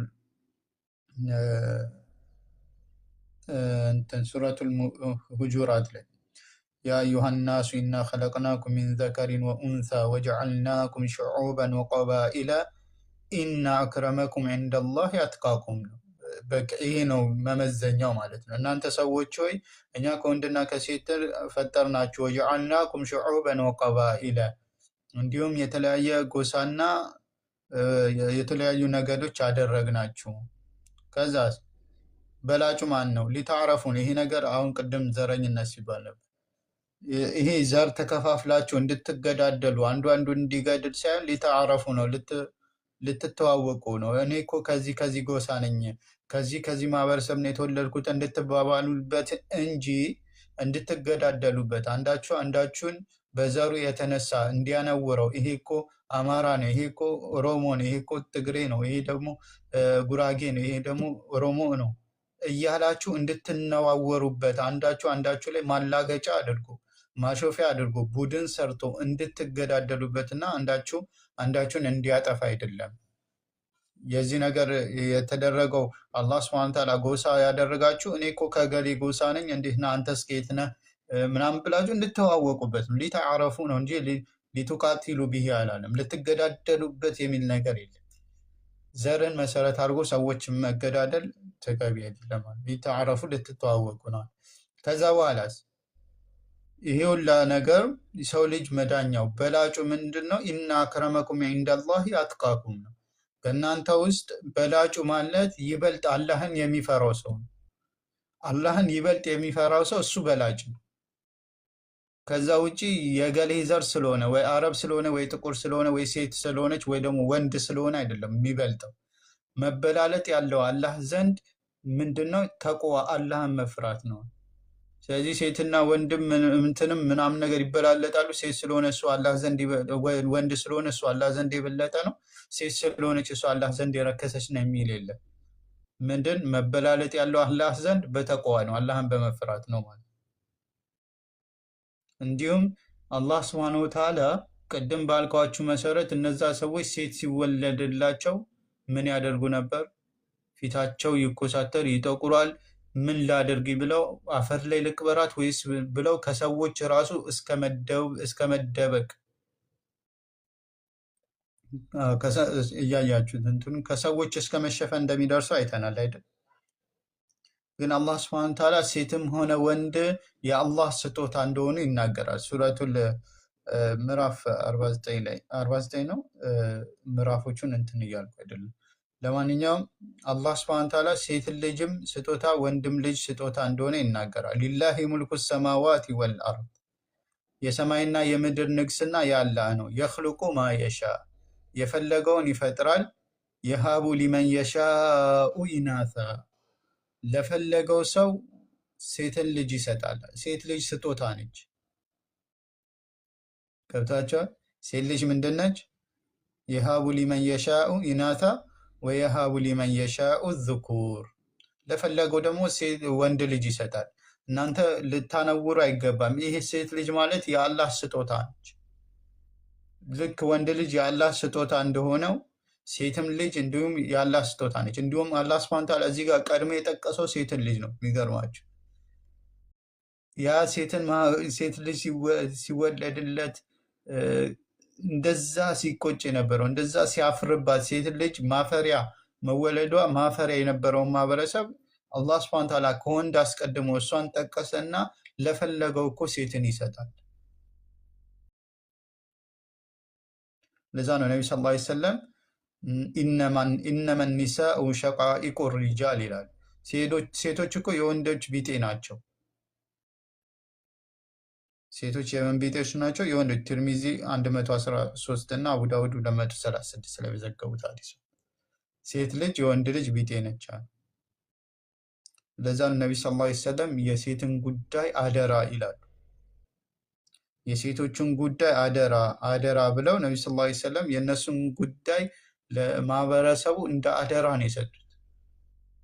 ይህንን ደግሞ ከኢማን ጋር አስተሳስረውት ነው። መን ካነ ዩእሚኑ ቢላሂ ወልየውሚል አኺር ፈላ ዩእዚ ጃረሁ ወስተውሱ ቢኒሳኢ ኸይራ። በአላህና በመጨረሻው ቀን የሚያምን ሰው ምን አይበል? ጎረቤቱን አዛ ያድርግ፣ አያስቸግር። ወስተውሱ ቢኒሳኢ ኸይራ። በሰዎች ላይ በሴቶች ላይ መልካምን ነገር አደራ ተባባሉ። ስለ ሴቶች ስታወሩ መልካምን ነገር፣ ስለ እነሱ መልካምን ነገር ምን ተባባሉ? አደራ ተባባሉ። ስለዚህ ነቢ ሰለላሁ ዐለይሂ ወሰለም የሴቶችን ጉዳይ በጣም አትኩሮት ሰጥተው ሀታ እንትን የመጨረሻ ንዛዜያቸው እንትን ምንድን ነው የሀጅ እንትን ላይ ራሱ ከተናገሩት ምንድን ነው? ወስተውሱ ቢኒሳኢ ኸይራ፣ የሴቶችን ነገር አደራ። ሴት ልጅ መሳደብ ራሱ በእስልምና በፊት ከነ ህይወቷ የሚቀበረው ሴትን ልጅ ንጹህ የሆነችን ሴት ወንጀል ያልሰራችን ሴት በዝሙት መናገር ራሱ ምንድነው ቅጣት የሚሰጠው ሆነ። ከነ ህይወቷ የሚቀብሯት የነበሩ ሰዎች አይደለም ከነ ህይወቷ ልቀብሯት ይቅርና የተከበሯቸዋን ዝሙት ያላረገችን ሴት ዝሙት ሰራች ብላችሁ ብትሉ ትቀጣላችሁ። ወለዚነ የርሙነ አልሙሕሰናት ثم لم يأتوا بأربعة شهداء فاجلدوهم 80 ጀልዳ። እነዚያ ጥብቅ ሴቶችን በዝሙት የሚሳደቡ ከዚያም 4 ምስክሮች ያላመጡ 80 ግርፋትን ገረፏቸው። ገብቷቸዋል። በፊት እሷን ከነ ህይወቷ የሚቀብር ማህበረሰብ አይደለም መቅበር ይቀርና እሷን መሳደብ ባልሰራችሁ በዝሙት ከሰደባችሁ በዝሙት ከተናገሯችሁ ምን ትደረጋላችሁ? 80 ግርፋትን ትገረፋላችሁ። የገባችሁ ነው ማለት እሷን በዝሙት መናገር። እዚች ጋር ምናልባት መጽሐፍ ቅዱስ ላይ መሄድ ካለብኝ አንድ ባል ሚስቱን እንትን ከሚስቱ የመጀመሪያ ቀን አብረው ሲያድሩ በክርስትና ከዛ አብረው ሲያድሩ ያው እንትኑን ካላየ ደም ካላገኘ ደም አለመገኘት ይሄ ከጤናም ከሕክምናው አንጻር ከባዮሎጂካል አንጻር ሊኖርም ላይገኝም ሊገኝም የሚችልበት ሁኔታ እንዳለ ያስቀምጣሉ። እና ደም ስላላገኘ ብቻ ይኸው አላገኘሁባትም ብሎ ካለ እሷን ምንድን ነው የሚደረገው? ኡስታዝ ያስታውሱኛል፣ ምናልባት ኡስታዝ ካላችሁ በደንብ እዚህ ላይ እንትን ካላችሁት ምንድን እንደሚደረግ ብትነግሩ እንድናየው ልዩነቱ ነው። ስለምን እስኪ ድገሙ የምናውቀው ከሆነ። አንድ ባል በክርስትና መጽሐፍ ቅዱስ ላይ አግብቶ ከዛ ደም ካላየ ምንድን ነው የሚደረገው? እርሷ መጀመሪያ ያዋርዳታል አላገኘሁባትም ይላል። ከዛ ወደ ቤተሰቦቿ ትሄዳለች። እነርሱና የእርሱ ቤተሰቦች ሆነው ልብሶቿ ይፈትሻሉ። ልብሶቿ ተፈትሾ የድንግልና ምልክት ካልተገኘ ወደ ውጭ ያስወጧታልና የእስራኤል ልጆች አዋረደች ተብላ በድንጋይ ትገደላለች። እውነት ሆኖ ከተገኘ ግን ሚስቱ እንድትሆነው ይሰጣል ማለት ነው። እዛ ላዋረድ አስቡት። ይሄ ነው ምስክር አምጣ አይባልም። ደም አለመገኘቱ እንትን ይባልና እሷ እንድትገደል የሚደረግበት ሁኔታ አለ። እስልምና ላይ ግን አንዲትን ሴት ንጹህ የሆነችን ሴት ያለ ዝሙት ለዛ ነገር ያን ዝሙት መስራቷን የሚያረጋግጥ 4 ምስክር ያላመጣ ሰው ምን ይደረጋል? 80 ግርፋት እንዲገረፍ ይደረጋል። ይሄ ሴት ልጅ ምን ያህል እስልምና እንደጠበቀ የምናይበት እንግሊዝኛ ላይ ያላየም እኮ ለጉድ እኮ አለ። ሌላ ደግሞ የባይብል መጀመሪያ አሰላሙ አለይኩም ወራህመቱላሂ ወበረካቱሁ። ወአለይኩም ሰላም ወራህመቱላህ። ይሄ ድንግልና አላየሁም ብሎ መቼስ ደም አጣን እያሉ ነው። በምን ምክንያት እንደሄደ ባይታወቅ ወንጀል ነው። ግን ከዚህ የባሰ ምን አለ መሰለህ? ባል ወደ ቤቱ ሲመላለስ ሚስቱ ያያትና ከዛ ቅናት ተሰማው። ይቀናል። እንዴ ሚስቴ እኮ ደስ እያለች ናት፣ ሌላ ሰው ትገናኙ ይሆን ብሎ ልቡ ቅናት ከተሰማው ምን ያደርጋል ነው የሚለው ባይብል። አድርጋ ልትሆን ትችላለች፣ ላትሆንም ትችላለች። ስለዚህ እርሱ ይዘዋት ወደ ካህን ይሄድ ይላል ባይብል። ሱብሃንአላህ። ሹፍ በጥርጣሬ ነው። በጥርጣሬ ሁክም የለም በእስልምና የለም። በሴት ላይ የሚደረግ በባይብል በጥርጣሬ ምን እንደሚደረግ እርሱ ይዘዋት ይሄድና ወደ ካህን፣ አንተ ካህን እኔ ቅናት እየተሰማኝ ነው እቺ ሴት ምስቴ ምናምን ይላል። እስኪ አብረን ብሎ አፈር ያደርጋሉ። ወደ አፈር ውሃን ያመጡና ወደ ውሃው አፈር ያስገባሉ። ከዛ አንድ ላይ ይበጠብጡታል። ከዛ አንቺ ሴትዬ ነይ ብሎ ወደ እነርሷቸው ያቀርቧትና ልብሱ ይሄ የፀጉሯ መሸፈኛ ልብስ ይወስዳሉ። ከዛ ምን ይሏታል ሁለታቸው? ዛሬ ይሄንን ውሃ መርገም ነው እርግማን ነውና ጠጪ ይሏታል። ጠጥተሽ ሆድሽ ከተነፋ እና ጭንሽ ካበጠ አንቺ አመንዝራ ነው ማለት ነው። ከባልሽ በኋላ የሆነ ነገር እየሰራሽ ነው ማለት ነው። ይሄንን የእርግማን ውሃ ጠጥተሽ ሆድሽ ካልተነፋ ጭንሽ ካላበጠ ግን በቃ ትወልዲያለሽ፣ ጥሩ ሴት ነሽ ማለት ነው ብለው ካህንና ባልዋ በአፈርና በውሃ ይጫወቷታል። ይሄ የቅናት ሕግ ይባላል በእግዚአብሔር አባባል ማለት ሹፍ ያኒ ሴት ልጅ ያኒ ባልዋ ቅናት ስለተሰማው ተብሎ ምንም ያላደረገች ሴት ውሃና አፈር አድርገህ እያጠጣህ ሆድሽ ካበጠ አመንዝራ ነሽ ስትላት፣ ሱብሃንአላህ። ይሄ ነው የሚያስቀምጠው ባይብል ቅናት። ዘሁልቁ ላይ አለልህ አንብብላቸው። ዘሁልቁ ምዕራፍ 5 ከ11 እስከ 22 ምንም ያላደረገች ሴት ባልዋ ስለ ቅናት ስለተሰማው ብቻ በእርሷ ላይ ቢደረግ አመጽ ማለት ነው።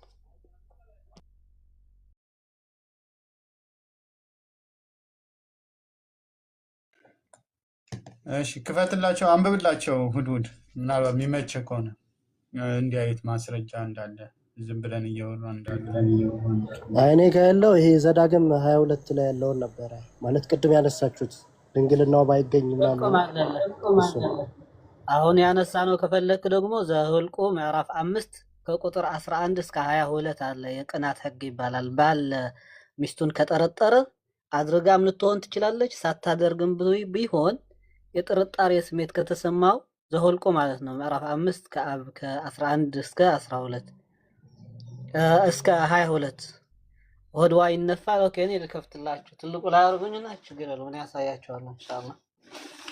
ኦኬ አሳያችኋለሁ። ደቂቃ በስ ቢስሚላህ። طيب አስቀምጥኩት። አጂብ የሆነ ነገር ነው ሱብሃንአላህ። በሴት ላይ ውርደት። አንዲት ክርስቲያን ዋሽተህ እየተሳደብክ ነው ብላኝ ነበር ባለፈው። ይሄን ካየሽ በኋላ ግን አመነች። طيب ኢንሻአላህ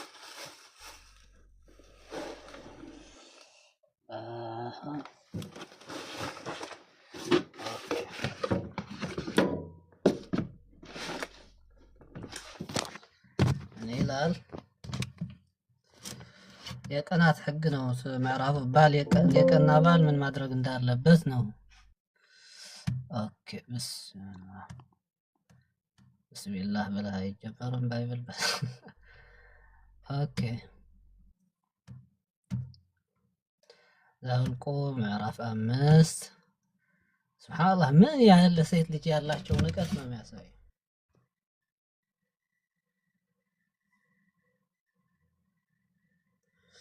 ኦኬ ተከፍተዋል፣ ታያቸዋል። ኦኬ ከ11 ጀምረን እናየዋለን ኢንሻአላህ። ሴት እግዚአብሔርም ሙሴን እንዲህ ብሎ ተናገረው። ተናጋሪ ማን ነው? እግዚአብሔር ነው። ተናጋሪው እግዚአብሔር ነው። እሺ ምንድነው? ለእስራኤል ልጆችን ንገራቸው፣ የማንኛው ሰው ሚስት ከእርሱ ፈቀቅ ብትል፣ በእርሱም ላይ ብትበድል፣ ፈቀቅ ብትል ወይም ብትበድል፣ ይሄ በደል ነው፣ ችግር የለውም። ከሌላም ሰው ጋር ብትተኛ፣ ኦኬ ችግር የለውም እስከዚህ። ከባሏም አይን ቢሸሸግ፣ እርሷንም ተሰውራ ብትረክስ፣ ምስክርም ባይኖርባት፣ ያን ረክሳ ሊሆን ይችላል፣ ግን ምስክር የሚባል የለም። በምንዝርም ባትገኝ፣ አልተገኘችም፣ ስታመነዝር አልተገኘች፣ ምስክር የለ ምን የለ። በባሏም ላይ የቅንዓት መንፈስ ቢመጣበት፣ ምስክር የለም፣ ቅንዓት መንፈስ ግን መጣበት። እርሷም ስትረክስ ስለሚስቱ ቢቀና፣ ወይም እርሷ ሳትረክስ፣ እዚህ ላይ ነው እንትኑ ዋናው ነጥብ ከዚህ ነው እንጂ ረክሳ ሊሆን ይችላል፣ ምስክር የለም። ወይም ሳትረክስ የሚለው ደግሞ ያዙት እዚህ ላይ። እርሷም ሳትረክስ የቅንዓት መንፈስ ቢመጣበት ስለሚስቱም ቢቀና፣ እሺ ምን ያድርግ? ሳትረክስ የቅንዓት መንፈስ ከመጣበት ያ ሰው ሚስቱን ወደ ካህኑ ያምጣት። የኢፍ መስፈሪያም 10ኛ እጅ ገብስ ዱቄት ቁርባን ስለ እርሷ ያምጣ። የቅንዓት ቁርባን ነውና ኃጢአትንም የሚያሳስብ የመታሰቢያ ቁርባን ነውና ዘይት አይፍሰስበት፣ ዕጣንም አይጨመርበት። ከዛ ሊጫወቷት ነው በኋላ ሱብሃንአላህ ምን እንደሚያደርጓት የሴት ልጅ። ካህኑም ያቀርባታል፣ በእግዚአብሔርም ፊት ያቆማታል። ካህኑም የተቀደሰ ውሃ በሸክላ ዕቃ ይወስዳል። መጀመሪያ ውሃ ነው የሚወስደው። እሺ ካህኑም በማደሪያው ውስጥ ካለው ትቢያ ወስዶ በውሃ ላይ ይጨምራል። ትቢያ ያኒ አፈር ነው። ትቢያ በአማርኛ ብሎ ተረጎሙት አፈር ይውሰድ ነው የሚለው። በሌላ ትርጉም ችግር የለውም ትቢያ ብለን እንይዘው። ወደ ምን ያስገባዋል? ወደ ውሃው ያስገባዋል ትቢያው። ካህኑም ሴቲቱን በእግዚአብሔር ፊት ያቆማታል፣ የሴቲቱንም ራስ ይገልጣል።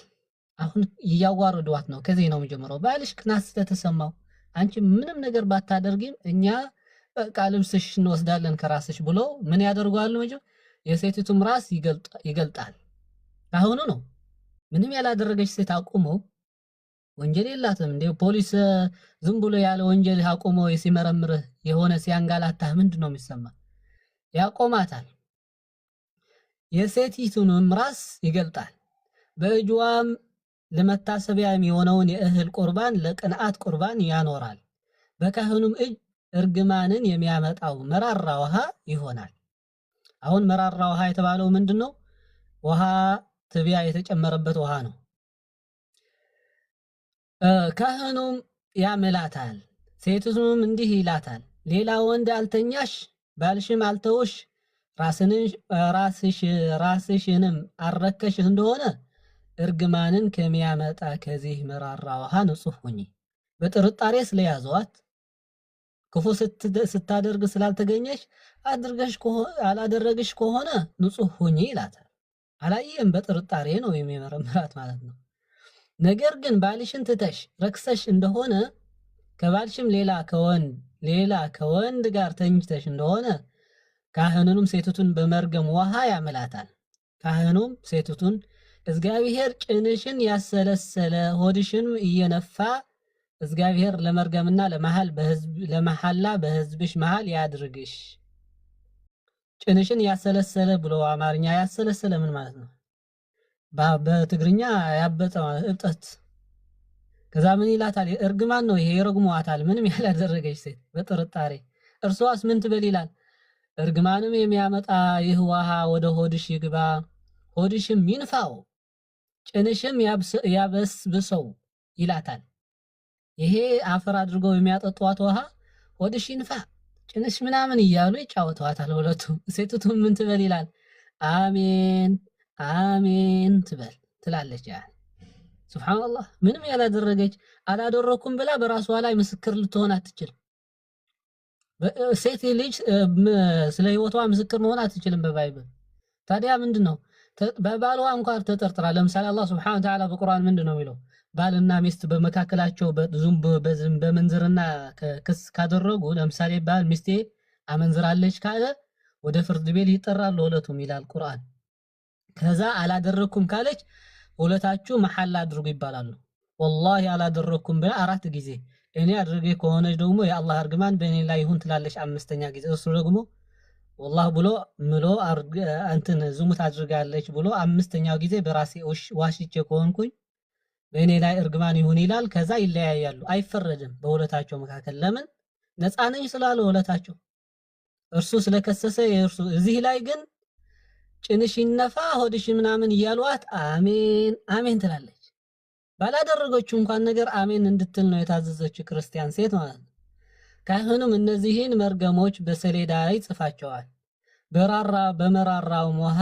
ይደመስሰዋል እርግማም የሚያመጣውን መራራ ውሃ ለሴቲቱ ያጠጣታል አሁን አፈርና ውሃ ደባልቀው ያደረጉት ምን ያደርጋሉ ለአሜኗ ሴት ያጠጧታል ሱብሃንአላህ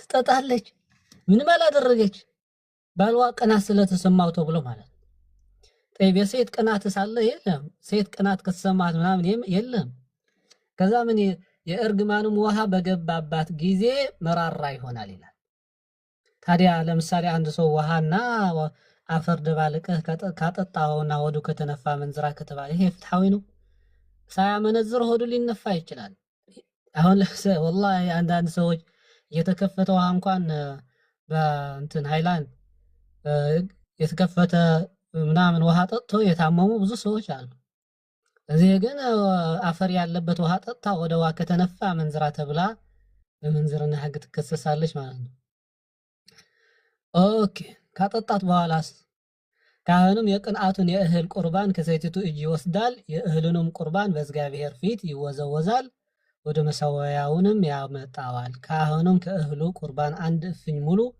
ለመታሰቢያ ወስዶ በመሰዋያ ላይ ያቃጥለዋል ከዚያም በኋላ ለሴቲቱ ውሃውን ያጠጣታል ይሄ የተባላሽ ውሃ ያጠጣታል ውሃንም ካጠጣት በኋላ እንዲህ ይሆናል ረክሳና በባልዋ ላይ አመንዝራ እንደሆነች እርግማንን የሚያመጣው ውሃ ገብቶ መራራ ይሆንባታል ሆድዋንም ይነፋል አሁን ይሄ ሳይነሳዊ የባይብል ምርምር ማለት ነው ሳይነሳዊ ሳይነስ ነው የባይብል አንዲት ሴት ውሃና አፈር አድርገህ በእንትን አንድ ላይ አድርገህ እንትን ታጠጣታለህ መድኃኒት ነው አመንዝራ ከሆነች ሆድዋ ይነፋል ንጹህ ከሆነች ግን አይነፋም ሆድዋ ይሄ ሳይነስ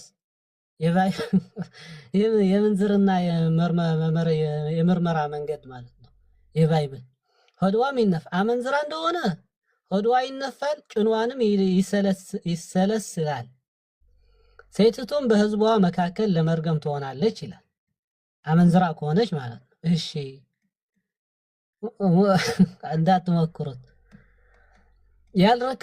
ያልረከሰች ያለ ነውርም እንደሆነች ንጹህ ስለሆነች ማለት ነው የምትዋረደው ንጹህ ትሆናለች ልጆችንም ታረግዛለች ልጆች ታረግዛለች ሲል በጠጣችው ውሃ ነው ልጆች የምታረግዘው ወይስ ባልዋ ከእርሷ ጋር ሲገናኝ ታረግዛለች ለማለት ነው يعني ይሄንን ውሃ ሲያጠጧት ንጹህ ከሆነች ታረግዛለች ንጹህ ካልሆነች አመንዝራ ከሆነች ግን ወድዋ ይነፋል ጭንዋ ይሰለሰላል ይላል እብጠት ነው ይሄ የቅናት ይሄ ህግ ብሎ በጭርሻ ላይ ምን ይላል ሴት ባልዋን ትታ በረከሰች ጊዜ ወይም በሰው ላይ የቅንአት መንፈስ በመጣበት በርሷ ላይ የቅንአት በሰው ላይ የቅንአት መንፈስ በመጣበት ጊዜ ስለሚስቱም በቀና ጊዜ የቅንአት ህግ ይህ ነው ይላል አርክሳም ክፉ ሰርታም ሊሆን ይችላል ሳትሰራም ሊሆን ይችላል የቅንአት መንፈስ ከተሰማው አድርጋ ይሆናል ምስቴ ብሎ ባሰበበት ጊዜ ይህን ህግ ያድርግ ይላል የቅንአት ህግ ይህ ነው ሴቲቱም በእግዚአብሔር ፊት ያቆማት ካህኑም እንደዚህ ህግ ሁሉ ያድርግባት ሰውየውም ከኃጢአት ንጹህ ይሆናል ሴቲቱም ከኃጢአቷን ትሸከማለች ባል እንደዚህ አድርጎ ለሚስቱ ወደ ካህን ስለወሰዳት በቃ ንጹህ ነው ሴትዋ ግን ምንም ባላደረገችው ሆድሽ ይበጥ ጭንሽ ይሰለስ ምናምን ያሏት አሜን አሜን ትላለች እራ ላደረኩም ብላ የመከራከር ሞራል መብት የላትም። ስብሓንላህ ቀጥል።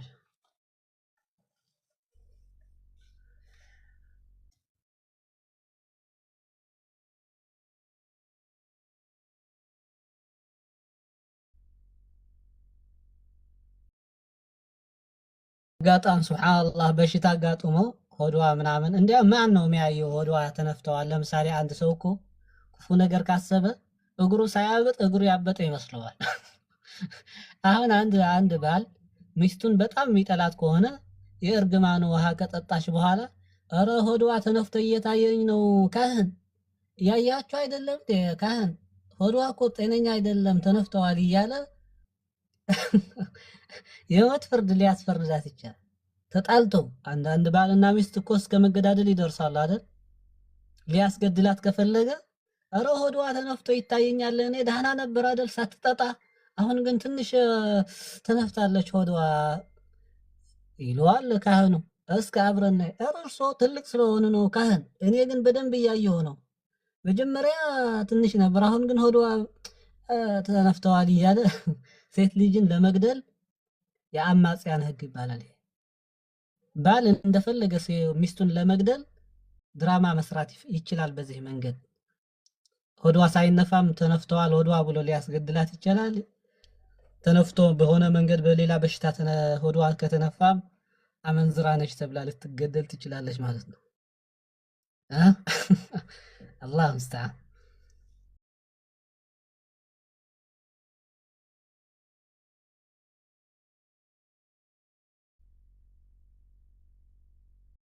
ዘኍልቍ ምዕራፍ 5 አለላችሁ እንትኑ የምትፈልጉ ምዕራፍ 5 ከ11 እስከ 23 ምናምን የቅናት ህግ ይባላል።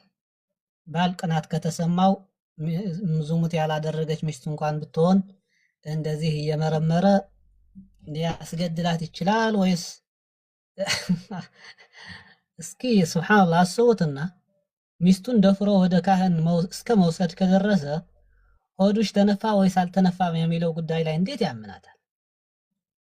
ሆድ ይነፋል ሲባል ስንት እንደ እርጉዝና ሊሆን ወይስ ትንሽ እንኳን እንደጠገበ ሰው እንኳን ከተነፋ መንዝራ ልትባል ነው?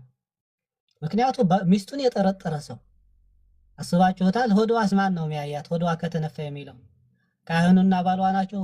ልብሶሽስ እስካውጪው ልብስሽ ሆድሽ ማየት እንፈልጋለን ሊሏት ነው ወይስ በልብሱ ሆድ እየተነፋ ነው ወይስ ዳህና ነው እያሉ በልብሱ ላይ ሊመለከቱ? ካህኑስ ከባሏ ጋር ነው ወይስ ባሏ ለብቻው ሆድዋ እንዴት ነው እስካያት ተብሎ ሊጠየቅ ነው? ቃላቷ ከሆነ ሆድዋ ዳህና ነው ብሎ ሊመልስ ነው? ምን አይነት ህግ ነው ይሄ? በሴት ልጅ ላይ ወሰን ያለፈ የውርደት ህግ ነው። ሴትን መጫወቻ እንደ ያኒ ዝም ብሎ እንደ ሴት ያኒ ለምንድን ነው? አላህ ሙስተዓን።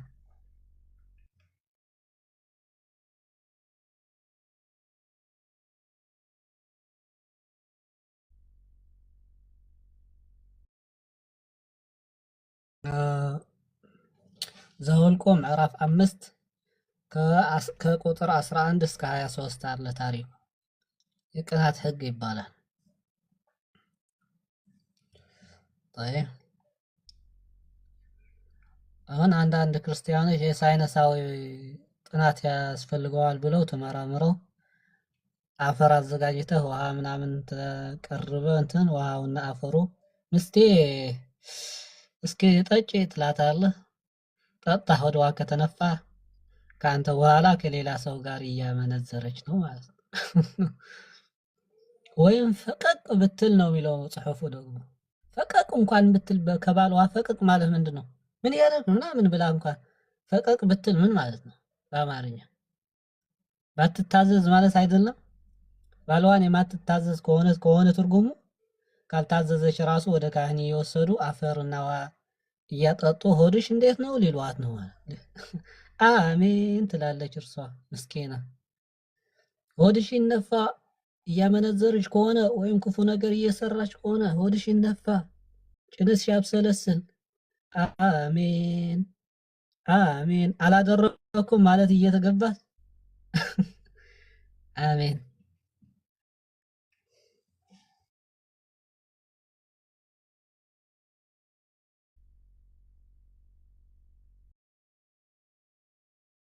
ቀጥል ኢስሐቅ አለ ቀጥል ጀዛከላህ ኸይር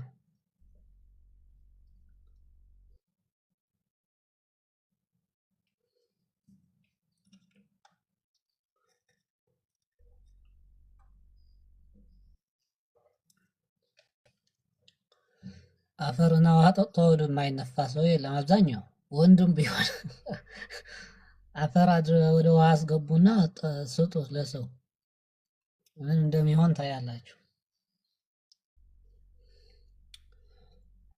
ወይ ደግሞ ለክርስቲያን ንጹህ ነን የሚሉ ክርስቲያኖች እንሞክራቸው ይምጡና አፈርና ውሃ አንድ ላይ በጥብጠን እናጠጣቸው ሆዳቸው ካልታመሙ ደህና ከሆኑ ችግር የለውም ማለት ነው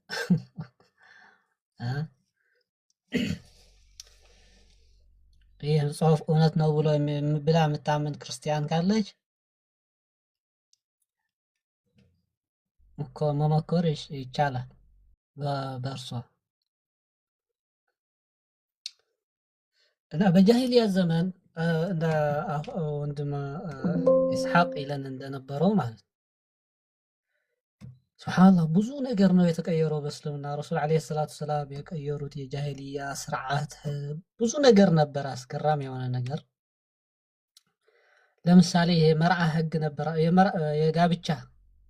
የጋብቻ ህግ ነበረ በጃሂልያ ዘመን ያ ጀማዓ ታውቃላችሁ እንዴት እንደነበረ አራት መንገዶች እንደ መዋለድ እንደ አራት መንገድ ምንም ችግር እንደሌለው ተብሎ حرام ምናምን ተብሎ የማይታይ አራት መንገድ ነበራቸው እነዚህ አራት መንገዶች ምን ናቸው አሁን ወደ እስልምና ስንሄድ صحيح البخاري حديث صحيح ابو داود ብዙ ሐዲሶች ላይ ያለ ታሪኩ ምን ነበር አንዱ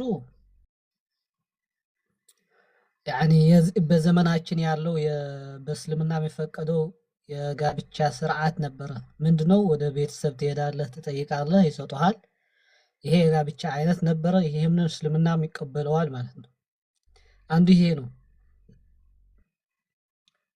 ሁለተኛ ምን ነበረ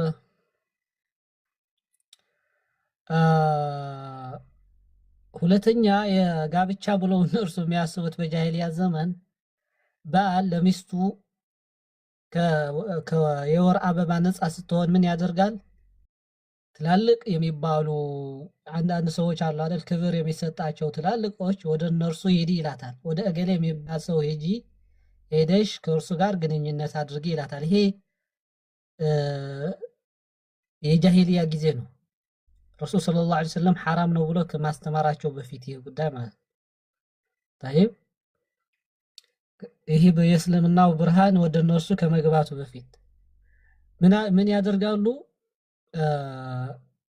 ባል ይወስድና ሚስቱን ይልካል ወደ ሌላ ሀገር ሚስቱ ሄዳ ከአንድ ትልቅ ሰው ጋር ትተኛለች ማለት ክብር ከሚሰጣቸው ትላልቅ ዘር ናቸው ምናምን ከመባሉ ከዛ ስትመለስ ወደ ባልዋ እርግዝናው እስከሚያረጋግጥ ጊዜ ከእርሷ ጋር ግንኙነት አያደርግም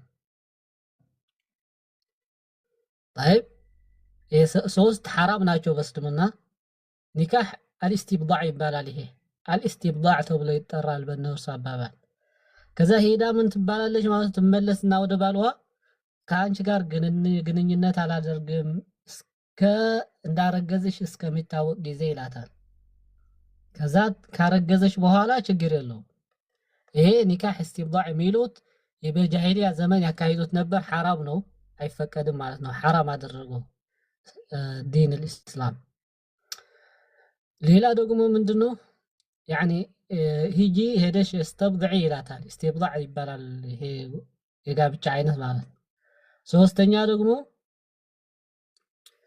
ምን ነበር ሶስተኛ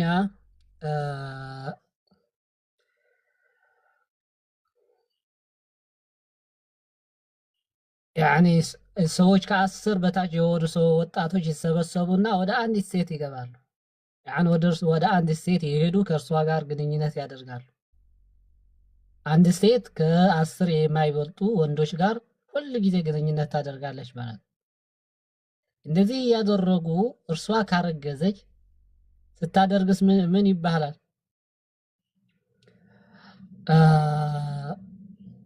ከወለደች ከተወሰነ ቀናት በኋላ ለሁሉም መልእክት ትልካለች። እኔ ከእናንተ ጋር ግንኙነት ሳደርግ የነበርኩኝ ሴት ወልጃለሁ ተብሎ ወደ እነርሱ መልእክት ይላካል። ይህ ሐራም የሆነ እንዴት እንደነበረ ጃሂልያ ዘመን ሲባል እንዴት እንደነበረ እንድታውቁ።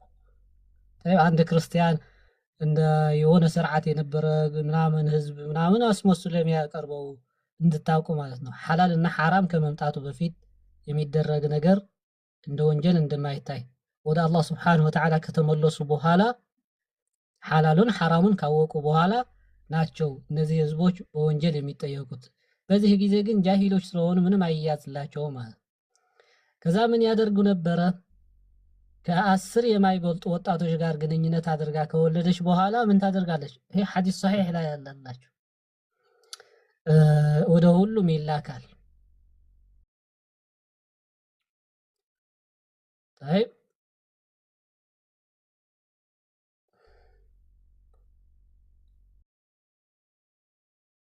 ሁሉም ደግሞ እምቢ ማለት የለባቸውም። ሁሉም ወደ እርሷ መሄድ አለባቸው።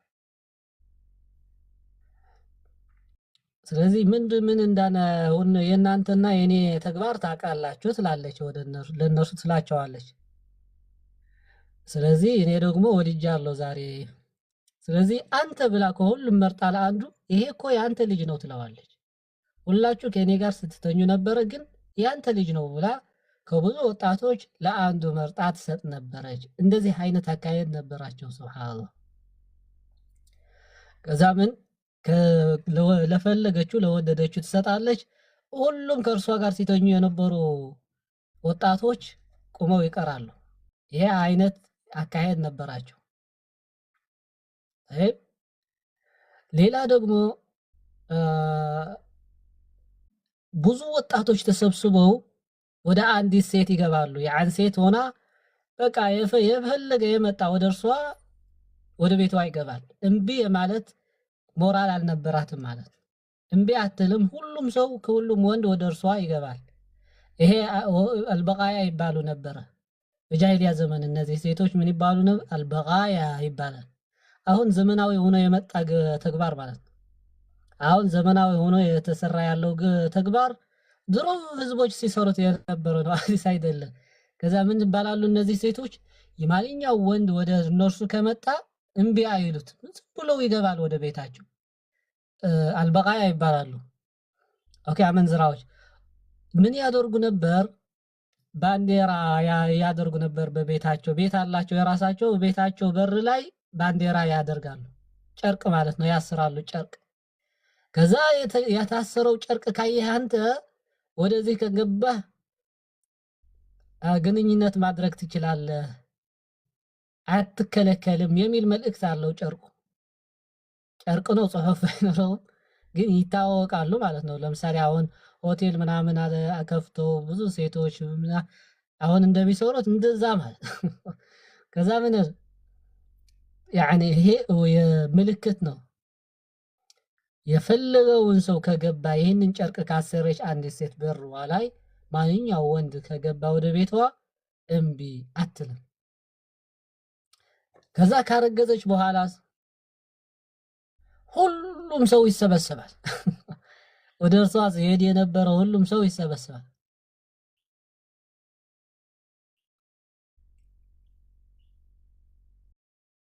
ከዛ በኋላ ልጁን አይተው አይ የእርሱ የእገሌ ቢሆን ይሻላል ተብሎ ተመርጦ ለተመረጠ ሰው ይሰጥ ነበር። طيب فلما بعث محمد صلى الله عليه وسلم ነብይ መሐመድ አለይሂ ሰላቱ ወሰላም ከተላኩ በኋላ ለሶስቱ አሁን ያልኳቸው ሶስት እንዳለ ሐራም ነው ብለው አወጁ። ምናሉ? እስቲብዳዕ የሚባለው ሴቶች ደግሞ ጨርቅ አስረው ቤታቸው እየገባ ከማንኛው ወንድ ጋር ግንኙነት ማድረግ፣ ከ10 ማይበልጡ ወጣቶች ተሰብስበው አንድ ሚስት ጋር ግንኙነት እያደረጉ በኋላ መጨረሻ ላይ እርሷ አንዱ መሰጠት የሚባል ነገር ሁሉ ሐራም ነው። ምናሉ?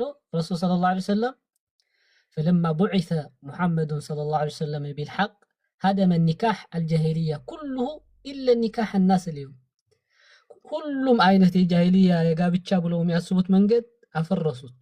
ኢላ ምን አንዲት ብቻ ነው ትክክሏ ብለው ረሱል ሰለላሁ ዐለይሂ ወሰለም ምን አንድ ሰው ቤተሰቧን ጠይቆ እርሷን የማግባት መብት አለበት። ከዚህ ውጭ ያለ ጨርቅ አስረን የመንዝርና መብት አለብን፣ ብዙ ወንዶች ከአንድ ሴት ጋር ግንኙነት እናደርጋለን፣ ሚስቱ አሳልፎ ለአንድ ሰው ሰጥቶ ምናምን የሚባል ሁሉ ሐራም ነው ብለው አወጁ።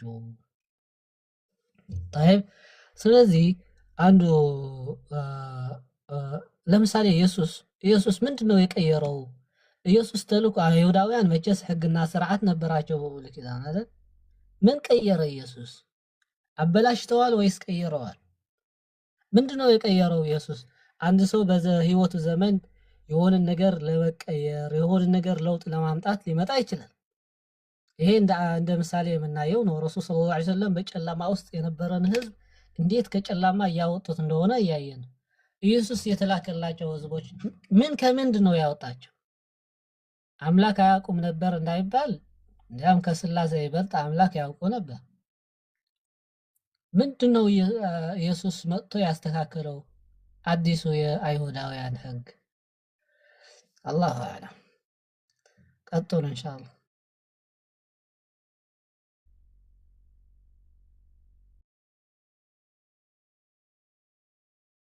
አላችሁ ያ ጀማዓ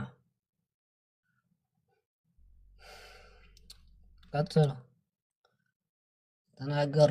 እኔ ብቻ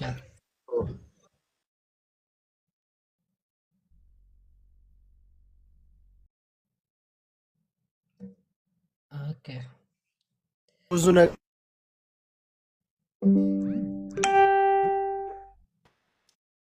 ይቆራረጣል ድምጽህ ሁድሁድ። ለእኔ ብቻ ነው ወይስ ለሁላችሁ?